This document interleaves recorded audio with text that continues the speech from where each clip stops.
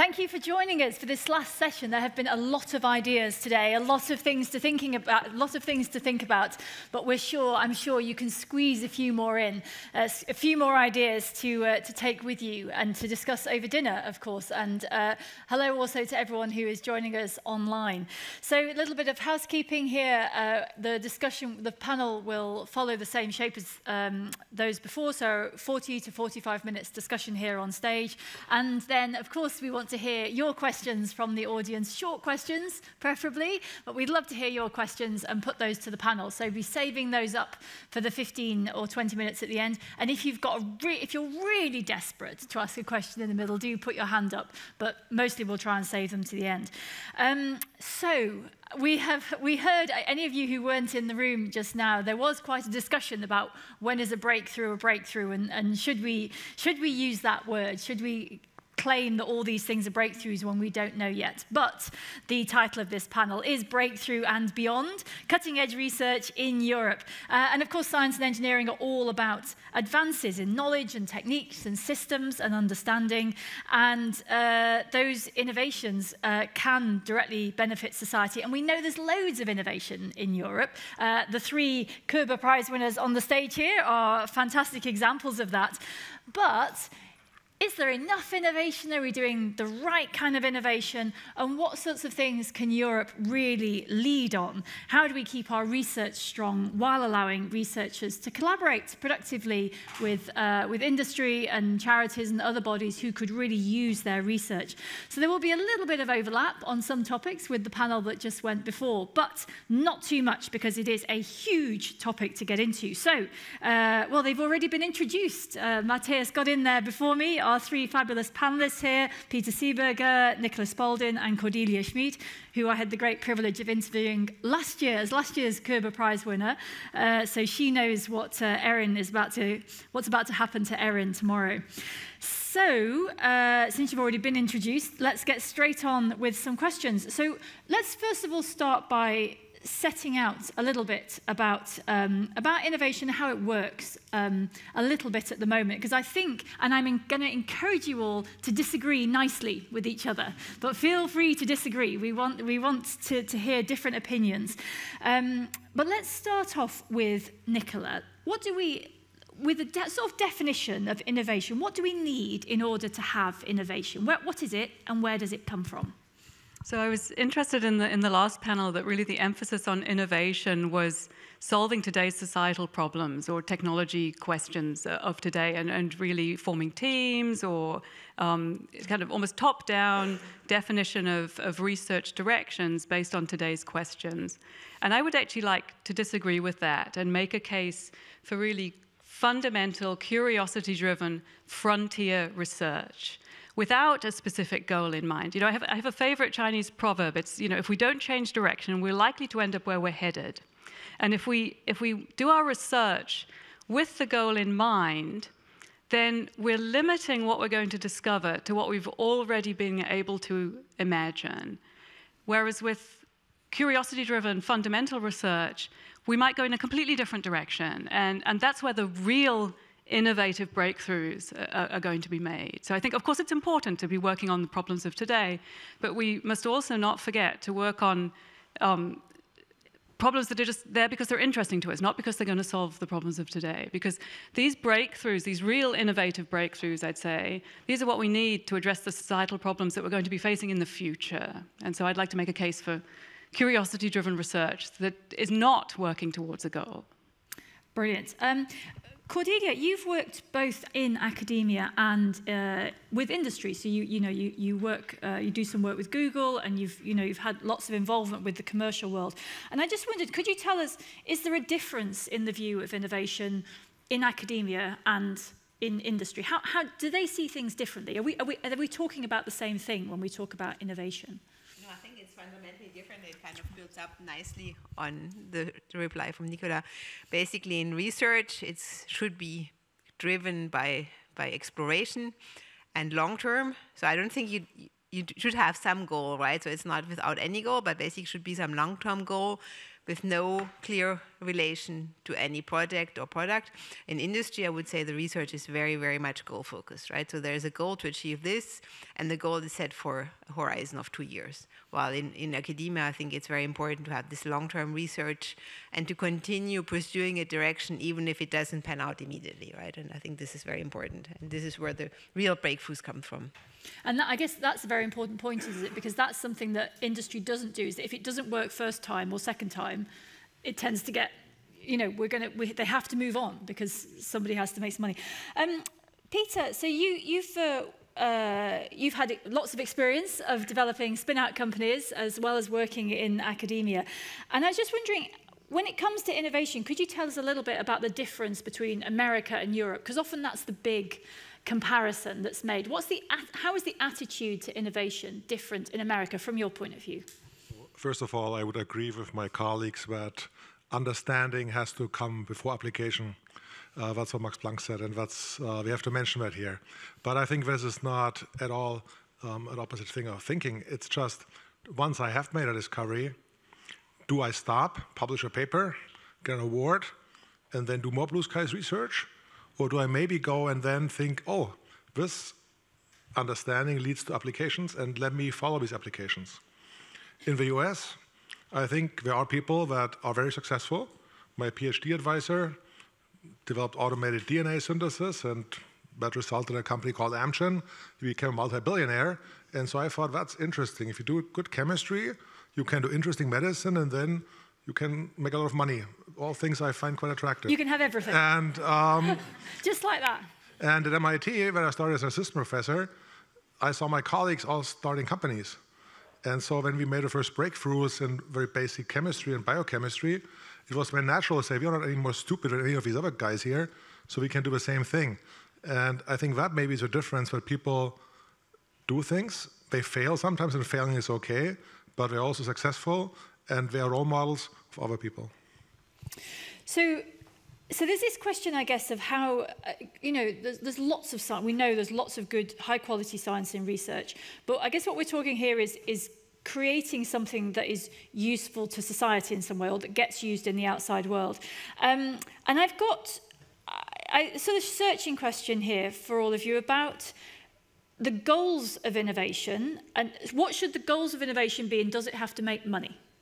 Because I think especially, you know, money's easy to measure. So when people are interested in how much innovation has happened, they measure it in terms of the amount of money that's gone into startups. Now, maybe that's a good measure, and maybe it isn't. But I was wondering what you've got to say on what should the goals of innovation be? Should they be commercial? Should they be for public benefit? Should they be values-driven? Who should innovation benefit? And does it have to make money? You have just spent 10 minutes bending my ear about this over there, so you can start, Peter. I think by the end of the day, it has to benefit humans, people, and it has to benefit society. That's very clear, because that's why we invent things. The question is, when does it have to make money? I think if you create value for somebody, for a customer, the customer should pay for it. And funny enough, if it's worth something, then usually people like it even better. And so I think it's absolutely not wrong that somebody makes money. And by the end of the day, this goes back to the taxpayer. Because the taxpayer funds the research organization is on the patent, the research organization can take shares in the companies, and money flows back. And I think that is probably the best investment we can make in science. The money, I think there are studies in the US, for every dollar invested in science, $7 flow back. The question is, how long does it take until they flow back? But so I think it's not at all opposing views. I think by the end of the day, you have to create value to humans, so that money comes back. So is money the best measure of innovation? That's my question to you. No, I mean, you can measure it in biomedical science, the pharmaceuticals I work, also in disease-free lives, more people surviving disease. By the end of the day, you can also even bring that again back to money, because people not being disabled saves you money, people not dying saves you money. So money is easy because you can convert everything back to money. But I think money should not be our focus. Particularly if somebody's sick, I think they don't think about money, they think about getting healthy again.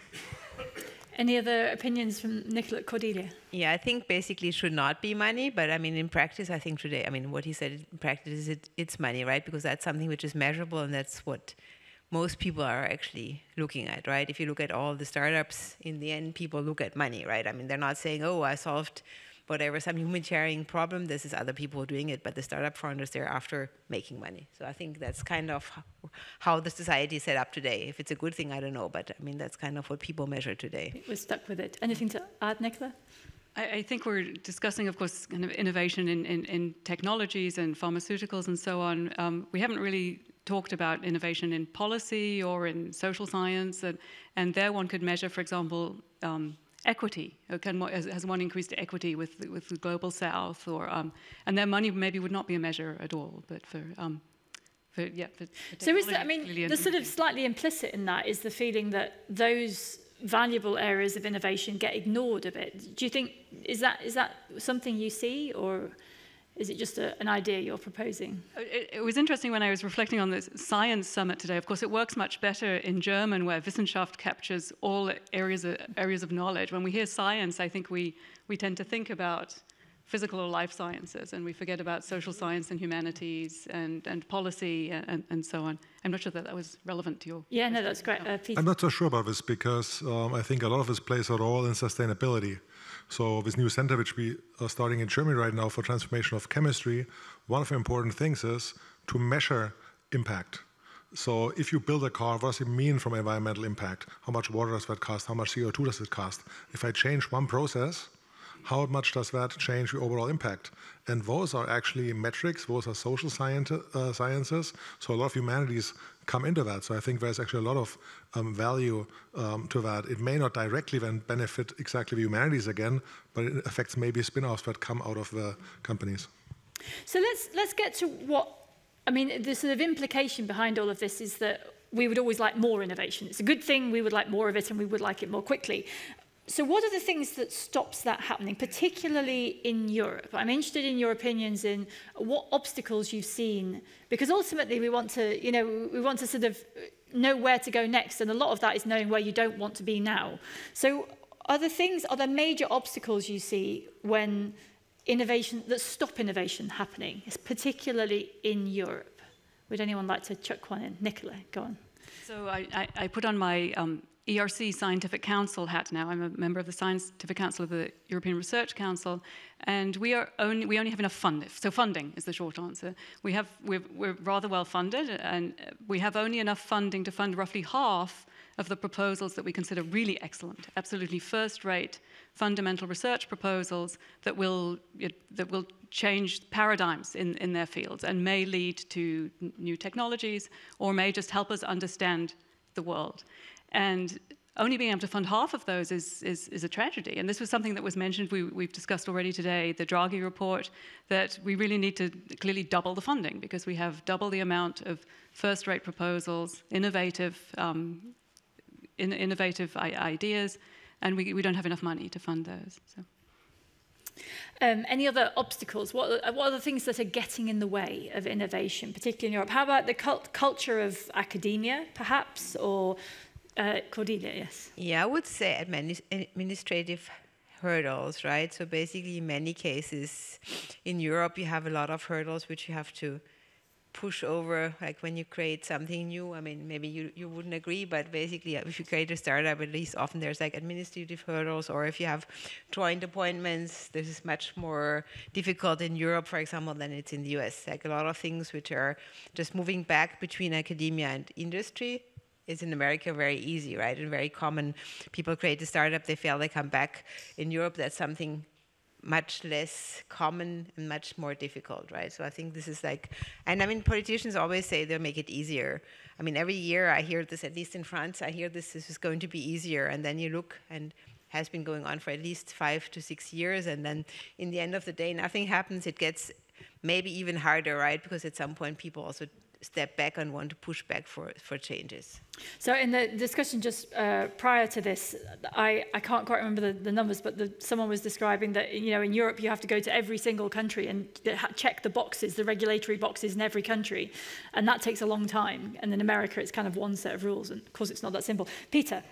I think jealousy is an important point. Jealousy. I think in the United States, if somebody does well, people are also jealous, but I think the reaction is, I would like to have that too. And in Europe, it's like, oh, they shouldn't have that, we should all be equal. And maybe that's oversimplifying it, but I lived in the US for 13 years, started my first 2 companies successfully there. And what I realized, that goes down at 3 levels. One is at the institutional level. When you are spinning off a company, MIT, for example, takes between 3 and 5% of a company. You say, okay, we're going to take a small amount of that. If you're successful, we get something. In Europe, for many, many years, most institutions will say, I'm going to negotiate really hard to get as much as I can. Of course, that discourages people, because why should I give you 25% and then you're going to take all that money, so people don't want to do it. And the university, of course, says, oh, we did all that for you, so you should give us a lot. So jealousy is to some degree. The second thing that maybe is often overlooked is also a tax issue. In the US, for example, you can give yourself shares, and then they get taxed immediately at a very, very low rate because we're worth nothing, right? So you pay, I don't know, $10 and you have a lot of shares. In Germany, they may be already coming at full value, which means if you get shares worth, I don't know, 2 million, then you pay 50% tax in Germany, you pay 1 million. But at that stage, these shares are worth nothing.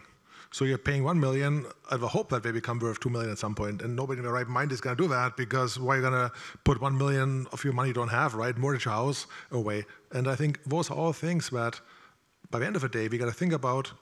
If we succeed together, everybody, the researcher, the institution, society benefit. And if we can understand that, then we can work together because we all benefit together.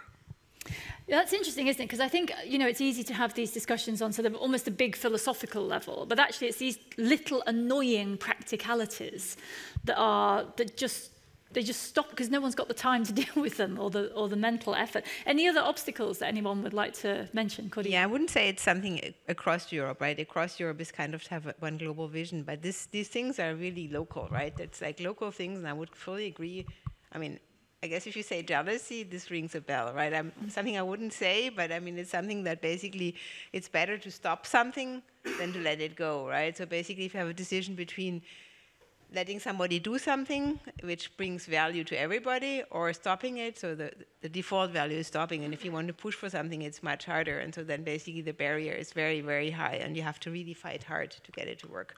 Another thing that is very difficult, at least in Germany, and I think some of the European countries as well, is data protection laws. So I'm all for data protection, but for example, if you go in the diagnostics space, and recently one of my coworkers and I are starting a company in the diagnostics space for females, and just to get access to data is very, very difficult. It's much easier in the UK, for example, much, much better in Israel, for that matter. And the other thing is clinical trials. Clinical trials typically tends to go country by country, and as you said in the US, it's one place. Yeah, I think there's lots of these obstacles, aren't there? How about within the academic system, do academics know how to, work with industry? So actually, just as I was sitting before this, I got an email from my university that said, oh, here's a little session. If you're interested in this kind of thing, come along and speak to UCL Business and talk about how to make startups. I mean, is there enough of that kind of thing? Are people trying to change the culture so that innovation, whether it's for the public good or social innovation or business innovation, is actually something that's discussed in the tea room? Is there enough of that, or could there be more? Don't know. Go on, Nicola. I think it probably depends on the institution. Certainly at my university, the Swiss Technical University, it's something that's very prominent, and there's a program, for example, for students and postdocs who want to have a spin-off. They have a kind of incubator to help them through this process, and it's very much encouraged. But I think I'm sure also in the Max Planck, but it's probably very institutional specific. Yeah. I think at Max Planck we should always remember one thing. Our KPI, our goal has to be to win Nobel Prizes for really basic research and making fundamental discoveries. The fact that all of a sudden we also now supposed to spin off companies and do all these other things, I happen to do that, not unsuccessfully, but that should not be a key thing. If I'd be only spinning off companies and not doing basic research anymore, maybe I should be fired. And I think that should be really looked at. What does each institution want to do? And I think it's wrong to set the same metrics for each institution. In Germany, a Helmholtz versus Max Planck or Fraunhofer. I personally think we should show people showcases. What other people have done, I think to me, role models is the best thing. Other students have done this.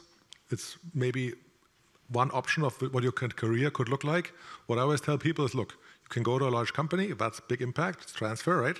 But maybe you don't want to listen to other people telling you what to do, And then I will become professor, because when you decide what's going to happen, or you start your own company because you're also your own boss. So I think starting a company and going to academia is not so different. Okay, so then there's an interesting question here, and the answer to this probably does depend quite a lot on the country you're in, which is that if I guess there's two ways that tech transfer can happen. An academic can write a paper, and then a kind of glass wall comes down, and somebody somewhere else picks up that paper and does something. And then there's the case, which is probably more common, I would guess, where an academic, in the situation, you know, like your spin-out companies, you know, that an academic does something, and then they go, oh, I could take this somewhere or do something with it, and that takes time. And what's the right kind of structure that allows a researcher, maybe it's going to take them 6 months to sort of, you know, spend some extra time and get this going. But if they don't have any space in their schedule because it's really rigid, then how are they going to do that? So how do we organize time sharing? Should there be systems where academics, you know, can take 4 or 6 months and say, okay, I'm going to see if I can get this into a form where somebody else can use it, and then they get some relief from their other duties? Is that the sort of thing we need? Because there isn't, like you say, infinite time. So if we're trying to encourage researchers who say, oh, this could be useful for this, do they have the time to do it within their jobs? Should they have more time? Who does it, I guess I'm asking. If it's the researcher that does it, what time do they do it in? Or should it just be other people from outside who, you know, should we just have a kind of fashion show every year where all the academics show off their papers and all industry sit around and say, oh, yes, that one looks quite nice? What do we do about the time question here? Nicola? That's the eternal question I'm asking myself all the time. I think such kind of industry sabbaticals do exist. I mean, I think many institutions are amenable to their academic staff taking small blocks of time to give them teaching relief and to start to focus more on entrepreneurship. I wanted to kind of suggest maybe a third model, which is particularly relevant to academic. You know, as a university professor, my mission, my core activity is education. And I'd say my main industrially relevant product is actually the students that I produce. We were snapped up by, well, I'm a theoretician, so some of them go to the bank or the insurance company because they're very good in coding, or Google or Meta, but also to companies that are making materials, that is Sensirion, Arbebe, and so on. And I think this is also, of course, a route of technology transfer, because these are students that we teach in our classes, but also students who do their research in our laboratories. And they're really a very, very important innovation output out of university labs, I'd say. Cordelia and then Peter. Yeah, I would say these mechanisms, they do exist, right? So I think this is something, I mean, at least from what I've seen, this partial leave, all these things exist. There are also a lot of startup studios in many places. Mm-hmm. And I think the remaining question is more, what is missing and why is it not sufficient, right? Because these mechanisms have been put in place for quite some time. They have been around at least for 10 years or even more. I've been seeing them around. And if you compare it to the US, it's just not really taking off, right? I mean, every university claims it's successful, but if you look at the success, it's nothing compared to other countries, right? And so the question is, why is it not enough? I think for me, this is more the question, because every European country is doing it, right? They're trying hard, so. Peter's itching there. Oh, no, I was wondering if I should give you an example, but 20 years ago, I moved from MIT to ETH Zurich as a chemist. At that time, all my colleagues had contracts with pharmaceutical companies in Basel, and they'd get paid as consultants. They would go there to work on problems, and they'd also get money in their personal bank accounts at that time to pay for PhD student salaries. Compliance-wise, today a nightmare. But what I'm trying to say is they work together on the most important problems in pharmaceutical companies and universities. And this happened from about 1910 to about 2005, and then it stopped. It stopped because of compliance reasons and many other things. But what I'm trying to say is I think you want the best academic minds, and I'm not just talking about professors, also the students, work on the most important and relevant things. And that was common practice during the early part of the 20th century, at least in chemistry and pharmaceuticals, what I can oversee. And we stopped it. And I think that's a gigantic mistake. Because what happens to a company, not only do you pay the professor to give you consulting money, but also you talk about the students. The students already coming over, you're seeing already, oh, that might be a good person to hire. to talk about a transfer. So the good ones, you're going to get them already beforehand. And the same thing I can say was also true in the US to a large degree. And I think maybe we should go back to this practice. Well, let's have a sort of slight detour into who invests in this, in the sense that should the government say, we want these things to be available in all universities and we're going to make sure they're available? Or is it the job of individual researchers or regions? You know, is it a top-down? Does this have to be top-down for it to work, or does it have to be bottom-up, I guess, is the question I'm asking. Like, how much... should this be about government regulation? Should it be that universities do this because industry wants it? Maybe industry should directly sponsor these things. Like, who... There's some cost to the system. You know, if you were teaching, for example, and then you take some time out to develop something, someone has to do your teaching. So there's a cost in that. So is this the responsibility of government or industry or individual universities somehow? Like, how do we fund this, or who takes responsibility for this, if we're going to bring it back? Well, first of all, your job is to teach and do your research, and I don't think you should be able to buy yourself out of this one, right? I think I'll do your job. If you don't do your job, you should be fired. So, but let's just say that's unaffected. The question, who pays? In the pharmaceutical industry, we should ask ourselves how many drugs were discovered during socialist governments in the former Eastern Bloc. I think it's about 0. And maybe capitalism is terrible, but in the pharmaceutical industry, I see no alternative. Maybe that's different in other industries.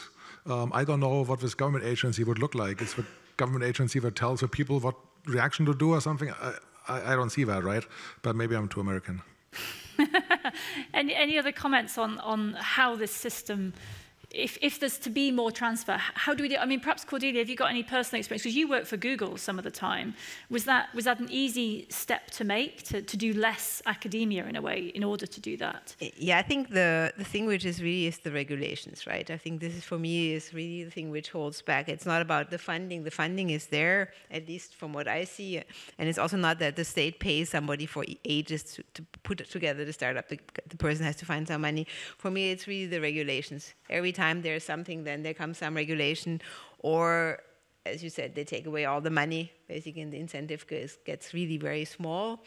And so all these things, I mean, it's just about administrative things, right? That they kind of sit there. I mean, you said it's jealousy, the main rationale. I don't know, this is kind of maybe pushing the thing a bit, but basically you kind of say, oh no, this is not possible, and then you kind of have a list this long, right? I mean, basically whatever, if you have a joint appointment, then they say it's not possible, and then you have a list this long. And so the list only disappears if you manage to kind of wave it away. So it doesn't go away, it just gets waved away. So the whole thing is really not that they have rational arguments, it's about irrational arguments. And so you kind of you can eternally push up some irrational arguments and say, like, this is not possible. And I mean, I heard this from everybody, right? It's not this. It's the same in Germany, in France, in Italy. Maybe in the UK it's a bit easier. After UK and Switzerland, I think they're less. They seem to be less administrative, and so this really also shows. I think you can clearly say if it says administrative, there's more transfer, right? I mean, I think basically if you do some statistics, you could really show that by being less administrative, you just open the door to more activities, and then once you have the activities, they kind of also encourage each other, right? If somebody sees this is a good idea, if your neighbor starts a company at MIT, you kind of think, okay, you talk to them and they kind of made a lot of money, so you think I can also do it, and then people just do it again. So I think this is also like somehow some encouragement, and this is missing in Europe. But I think for me, the main thing is really these regulations. Like some person sits there and finds some rule. I mean, they can always find some rule and say, then you have to, like, whatever, IP something. Okay. Of course, it's not that universities should give away their IP for free, but you can block everything with IP, right? You can say this IP, and then you make it so expensive that just everything goes down the drain. I think there are models, just, you know, from personal experience. So my University College London, does actually have a rule where there's a certain number of days every single researcher is allowed to work for those days for another company, if they want, in order to get rid of the administration. Because, you know, if it was 2 days or 4 days a year, they don't want to be bothered with that. So they just said, okay, there's this number of days, everyone can do it, you don't have to. Anyway, okay, so I want to just to get back to the question of innovation, particularly in Europe, and particularly in contrast perhaps with the American model, and thinking about innovation for public benefit. And because, so there was a G7 communique, so the G7 science and technology ministers got together in July this year, and you know they wrote their communique, and some of it, I'm going to read a small part of it. It said, society as a whole should be able to enjoy the benefits of scientific progress and its applications. Open science facilitates the creation of new knowledge within the global scientific community. And then it goes on to talk about the benefits of open science. And so I'm interested in, when it comes to innovation, that who knows the thing that has been innovated, right? Because in academia, we publish a paper, everyone can see it. And if it's publicly funded, then the public can see it. But if some of that research is then done for a company in order to commercialize something, then it's sort of hidden. And I was wondering whether open science, how do we deal with innovation and open science and IP as three things? Because it seems that the concept of intellectual property is clear. You can write a patent, you own the intellectual property. The concept of open science is clear, but how do we bridge this gap where we need to share knowledge, but then companies, if they develop things, they want to keep it to themselves because that's their business model. So is open science in conflict with the kind of innovation that, you know, comes with commercialization? That's what I'm asking. Apparently, I've asked a hard question. No, I think it's actually a very easy question because we are mixing up IP, intellectual property, that's in patent form, and know-how. Yeah. Know-how for a company, you will never get your hands on because that is not disclosed.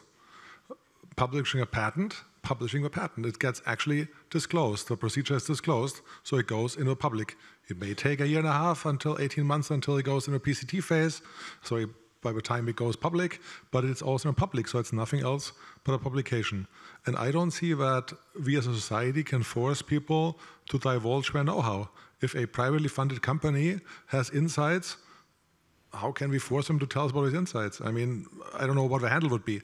Different if taxpayer money is used to get that know-how, then it's a different story.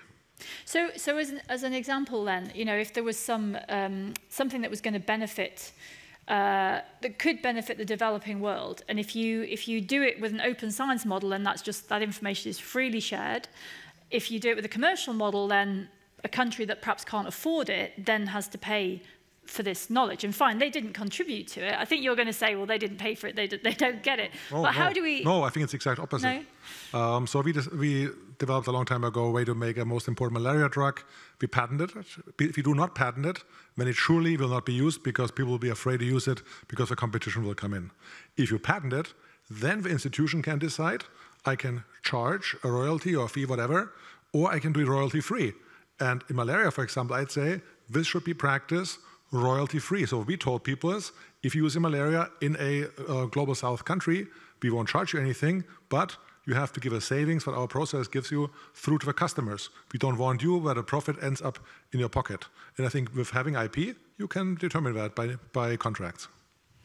Any other opinions on open science? Cordelia? Yeah, I think open science is important for progress. But again, I mean, I think if a company or an individual decides that it's not open, it's not open. But I mean, for example, ERC, if you have an ERC grant, it's clear it has to be open, right? And I think this is something which is important.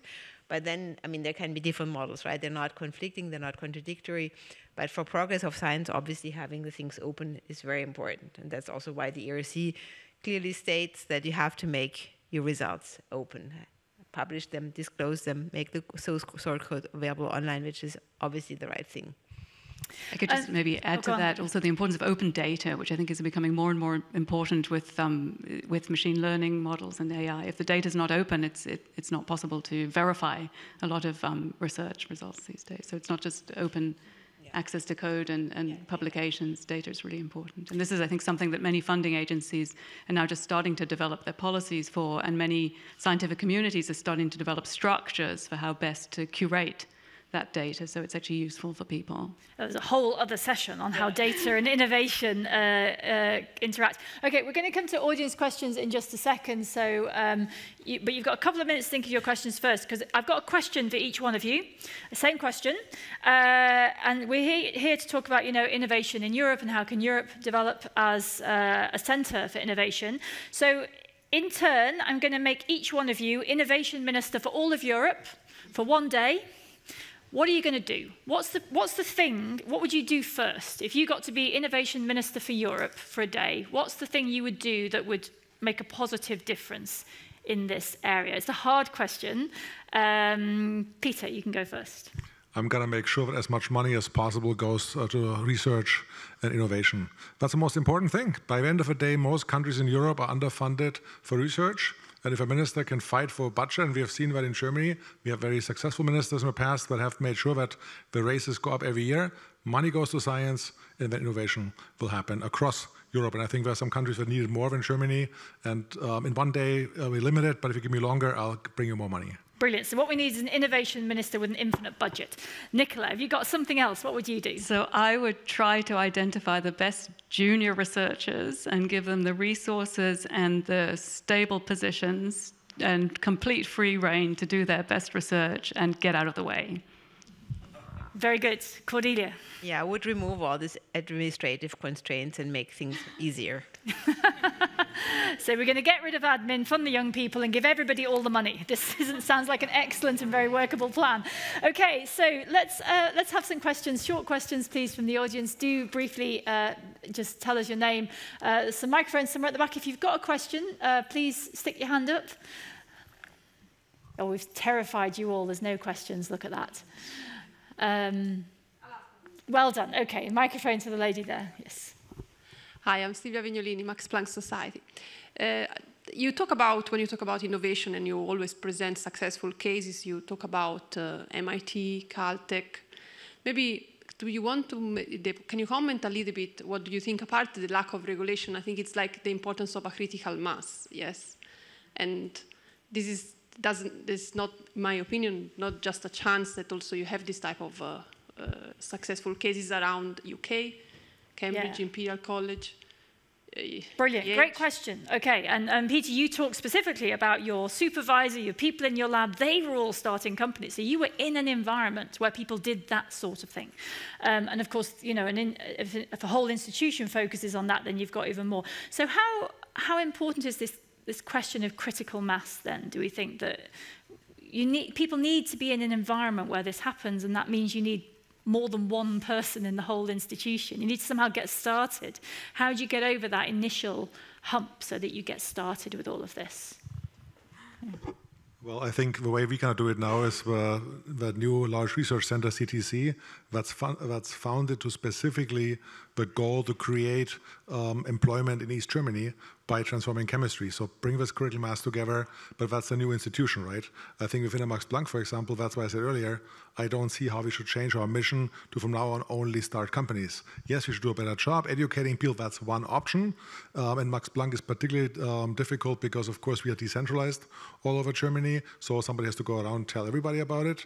I think that's easier for universities that are campus-based. Any other comments on critical mass, Cordelia? Yeah, I would say in Europe there's a lot of institutions with critical mass, so I don't see that this would be a problem. I mean, you have Max Planck, you have INRIA, you have ETH. I mean, just sitting here at the panel, I think they all have critical mass, right? So this is not a problem. Oh, anything to add? No? Okay. Yes, right. Lady down here in the middle. Thank you for the good presentations in the debate. I would ask, I mean, maybe that you can comment, because when you discuss the issue that the results from research end up in a company, and then as a means of impact, you mentioned IP and you mentioned patents, etc. However, there was one thing that was not discussed, and it's the commercialization of whatever results it is from the research as a means of reaching really social impact.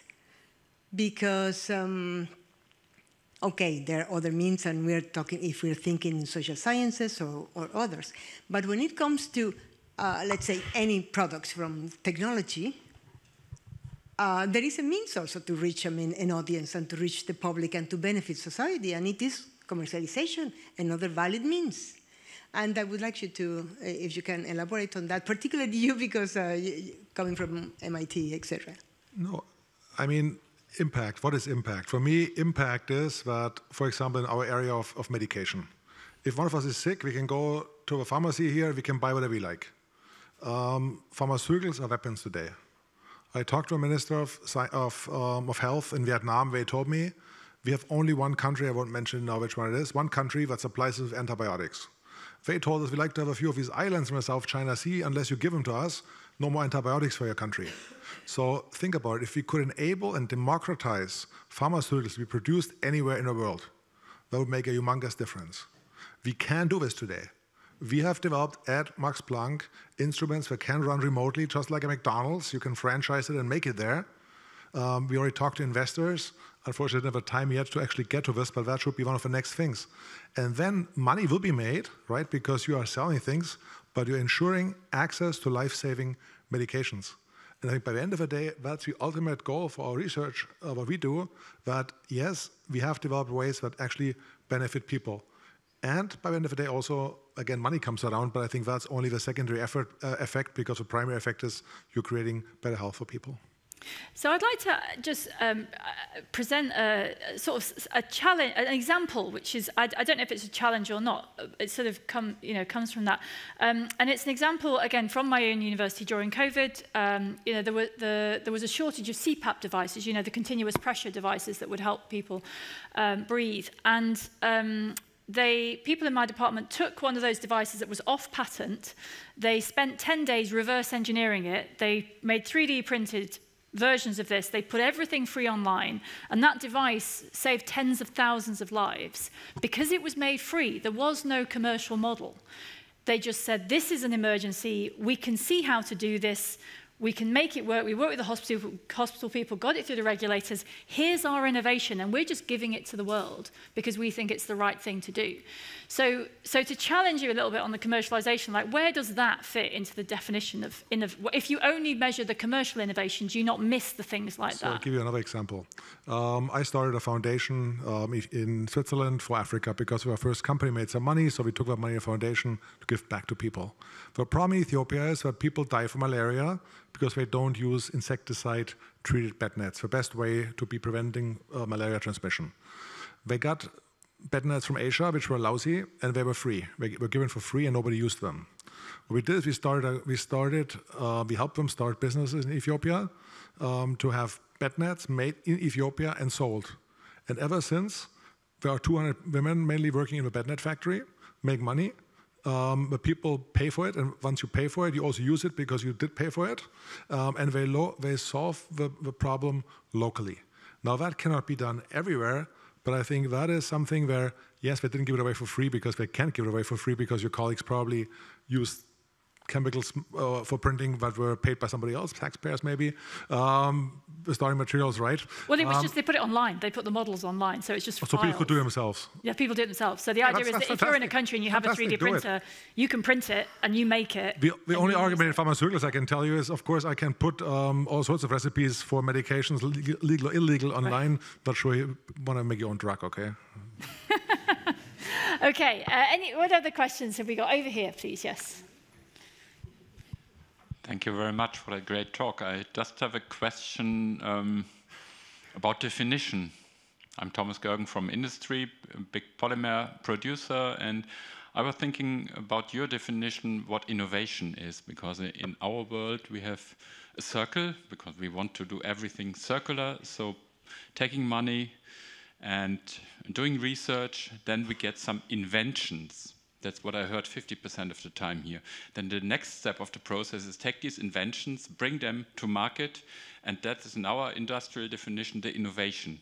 So it's the money bring back to close the circle, to get enough money to further start the next research projects, to make the next inventions. I never heard the word invention, I only heard innovation. Is there a difference in your way of thinking? Differences between innovation and invention. I think you mentioned some of this before, Nicola. Cordelia. Yeah, but I said this during our preparation that basically the terms are ill-defined, right? And so basically I think your definition is probably more proper, but innovation, what we mean is just like invention and all the steps combined, right? I think this is what the discussion was about. But I agree, your definition is more proper, and basically you would say like basic research and then maybe something more applied and then getting into the products. I think if you want to really make a clear definition, you have to define these steps properly. And I guess the question is, how does Europe, if we want more European innovation, whatever that word means, is that a focus on one part of that, or is it a focus on making the whole cycle work? Thank you. Any other questions? Oh, now everyone's got their hand up. Right. We'll have the lady in the white jacket and then the gentleman next to you. Yeah, thank you very much. My name is Anna Barkenecker. I'm from the Fraunhofer Institute for Medical Engineering. And I actually have a question following your last question. So since we are all not the science ministers, so my question is, how can we maybe get better a foot into the door to the politicians, to the decision makers? Are we maybe as scientists not loud enough to really address our problems, to bring them to the table so that we in the end get more money, get another funding system and maybe get less regulations here? How can we become better here? Great question. What do we think? I mean, I'd certainly encourage all of us to talk to any politician that we can get the ear of all the time and explain to them what we do and its importance. Yeah, I don't have I think it's not a very good answer, but it's absolutely an important question that we need to communicate the importance of basic and applied research to policymakers. Cordelia. Yeah, I would say it's a very hard task because every time you talk to them, they say yes, yes, and then you go away and it doesn't happen. So this is kind of, I mean, all these things, obviously, I talk to many people and then they always agree, but then nothing happens. And so this is the question, why does nothing happen? But this is, I don't know, I mean, Matthias said maybe having summits like this one helps that people, actually politicians also listen and maybe they hear it in a more general context, not just one person where they think like this one person, okay, it's complaining, they say yes, yes, and they go away. So maybe hearing it from several people and having this joint voice could help, right? I mean, this is... Go on, Peter. I think it depends on the topic, right? I mean, if we talk about my area, carbohydrate chemistry, like super boring for politicians. If we talk about vaccines against hospital-acquired infections that kill people in the best hospitals in Germany, very different story. Work on things on prostate cancer to politicians my age and above. That's a topic, right? Yeah, you're laughing, but I'm sorry. I mean, what are you reading in the newspaper? What interests you? You don't read the section that doesn't interest you. So the question is not what are we interested as scientists. The question is what worm does a fish like, and those are politicians in this case. So you got to tell stories that people actually can relate to. And if you have the greatest breakthrough but nobody can relate to that, you got a problem. I mean, our astrophysics colleagues in Max Planck doing a great job and telling a story on something that's really, really complicated. It takes a long time, the instruments are really large, but afterwards we take a cool picture and people like it, right?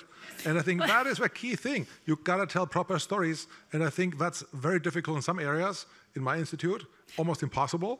And these are sometimes the coolest science stories. But by the end of the day, nobody gives a damn because we care about what comes out at the end. But I think the point here is that there is a skill set involved in talking to politicians, is that they have a different set of languages, a different set of priorities. And, you know, my colleague over there, Vivian Parry, who moderated the last session, has done a lot of this kind of training on how to talk to a politician. You know, it's not just you're faced with a politician and you say the same thing. It's that there is some knowledge perhaps to be developed and to practice in terms of how do you say something so that the politician that says yes, yes, yes, then actually goes to somebody else and says, oh, I heard this thing today, we should probably do something about that. So I think there's probably a skills question there. We have time for one more question, which is this gentleman here. Very short, please. Maybe just one short comment. I mean, with respect to the funding, I think there has an enormous increase in funding for AI, right? I mean, this is something we cannot say there's not been the case. So I think the funding really, I mean, for people working in AI, it's really easy today to get funding, right? So it's something where politicians have increased. So they do sometimes listen, right? So as you said, it's in the press. So then once it's in the press, they kind of do things. So this has happened. Yes. Okay, I'll try to be short. When we try to maximize innovation and breakthroughs, historically speaking, no other institution has been as successful as Bell Labs. And the recipe was small groups. The professor works himself or herself in the group and a lot of money. And this has been try to replicate with Genelia, which works tremendously well. And all over Europe, we have just the trend in the other direction. The groups grow, the professor is swamped with work in whatever bureaucratic manner. Is this by design? Like, is it really so simple? What stops us from doing that? Go on. Sorry, I mean, so self-advertising. The CTC will have the sogenannte Talentschmiede, Talent Smith, 40 young groups, 7 years, 5 people. I'm totally with you. I think must be early in their career, must be young, hungry people trying totally crazy stuff. They're going to make the breakthroughs in my mind. But the other thing is, not immediately tenure afterwards, but do something really great and then move on. I think this whole focus on tenure and ensure a career doesn't happen. Focus on great achievements, and then you're going to have a job afterwards. That's a very interesting point to make because it is very antithetical to a lot of academia. Okay, so we are pretty much at the end of the session, and so we're also pretty much at the end of the at the end of the part where you have to sit and listen to other people. And just before I ask you to thank our 3 panelists, I just wanted to make one short point, which is that I've worked with the Körber Prize for 3 years now, and I remember discussions 3 years ago when they had this ambition, they had this idea to do something like this, and they were trying to make it work. And I just wanted to give a lot of credit because I've seen what's happened, some of what's happened behind the scenes, not just the Körber-Stiftung, but also the ministry here. You know, we had Katharina Fegenbach here this morning, and the energy and the creativity that they have put into it has been enormous. And I don't, you know, Matthias is going to finish off properly in a few minutes, but I think, I'm not sure he's going to let us thank him. So I wanted Matthias and his team, you know, Markus Dressel, Francesca Hieser, Thomas Nozen, and everyone else, they are the people that put this all together. And I don't think they're going to thank themselves, and I think we should do it. So I'm going to propose a round of applause.